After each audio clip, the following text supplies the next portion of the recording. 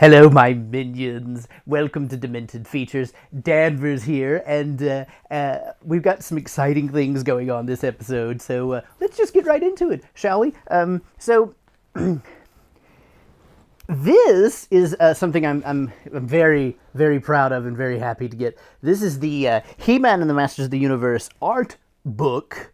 And our good friends Tim Seeley worked on this, yes, and Val Staples and the Power and Honor Foundation. It's good to see those boys behaving themselves. And then my good friend, of course, I've talked to about him many a time, James Eatock. He worked on the book, and a good friend, Penny Dreadful, she had a little say in this as well. So it's just a fantastic book. It goes through the entire history of He-Man and the Masters of the Universe, and it has all the artwork from concepts all the way up through modern day, and it even gives us some hints about what's coming up in the future, possibly. But what's really cool is it gives some backgrounds and some animation cells or reproductions of that, of what was happening in the He-Man and the Masters of the Universe TV series in the 80s.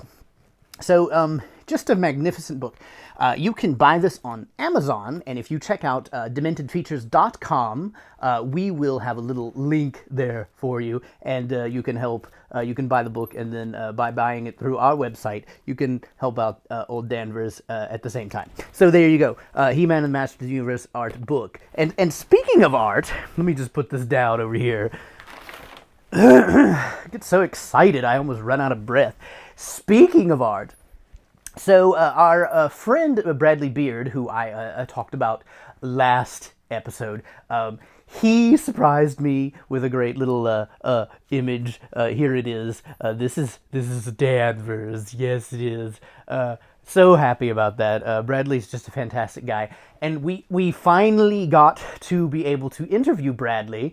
And if you go to Danvers Ramblings on dementedfeatures.com, you can scroll down into the blog and see the interview. And it was fantastic. We talk all kinds of stuff with Bradley and what his artwork is and what inspires him and so forth. So check that out. It's dementedfeatures.com, and just look under Danvers Ramblings. So there it is. So you might have noticed that Danvers has a little bit different attire today. This is from our friends. Oh, look, there's my microphone. Let's not put that in the shot. But this is from our friends, Monkey Dungeon. They do all kinds of fun straight jackets and so forth. And they decided that Danvers was a little bit off the hook. So they convinced Dr. Coate and Ivy Garland to put me in this, but I still have my little hands free. But if you're looking for a fun straitjacket, even if it's real, go look at Monkey Dungeon. I'll give you a little link in the description below. So there's that. But it is, it's for a straitjacket. Danvers doesn't like to be restrained, necessarily, but, I can understand that sometimes things happen. So, there it is. Look, it's a kitty cat! I know. So, today's feature... Oh, Lord. Today's feature... I'm not... come here. Do you want to introduce the film? Is that what's going on? I think that's what's going on. Today's feature is Glen or Glenda. This Ed Wood classic, that's a term we're going to be using loosely, is about cross-dressing and the plea for society to accept it. But it was done in the 1950s by a really crappy filmmaker, so we're going to make fun of it the entire time. But let's face it, Ed Wood, oh my God, he's just begging to be made fun of, so that's what we're going to do. So let's get right on to it. This is Ed Wood's Glen or Glenda.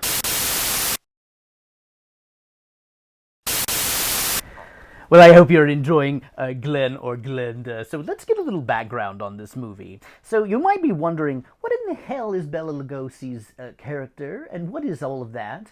And the answer to that question is, I have absolutely no idea. Ed Wood met Bela Lugosi, and because Bela was a drug addict at the time and also penniless, he agreed to be in Ed Wood's film, and they became friends of such, and so Ed just exploited his celebrity status and put him in several films.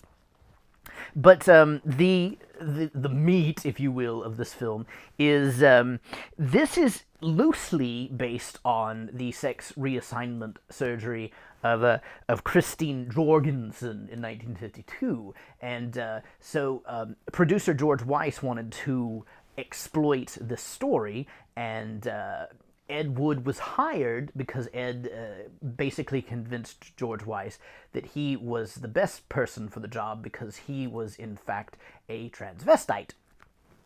And so Ed Wood went off and made a film that was not exactly what George Weiss wanted, but there it is. It is considered, Glen or Glenda, the worst film that was ever made. But of course, that title also seems to go to several other of Ed Wood's films, like Plan 9 from Outer Space. So, you know, I guess the worst film in the world is subjective at best, but it certainly has have a giant cult following with it. So, you know, there it is. But some of you might be wondering, Danvers, are you showing this film because Bruce Jenner is kind of let the cat out of the bag? Well, that might not be the best way to put that. About his coming out as identifying as a woman. And the answer to that is absolutely not. We actually were going to show this film and decided to do this many months ago, and it just happened to correspond with it. So we are absolutely supportive of Bruce Jenner and wish him all the best in the world, even though his Kardashian kids just bug the living hell out of me. But, you know, you can't always pick your family. Danvers knows this for certain. But no, we are absolutely supportive, and Glen or Glenda just happens to be a byproduct of a strange time in history and a strange filmmaker to boot. So it sort of has this stew of weirdness that we gravitate to here on Demented Features. But let's get back to it. This is the next half of Glen or Glen or Glenda. Danvers has a little frog in his throat, evidently.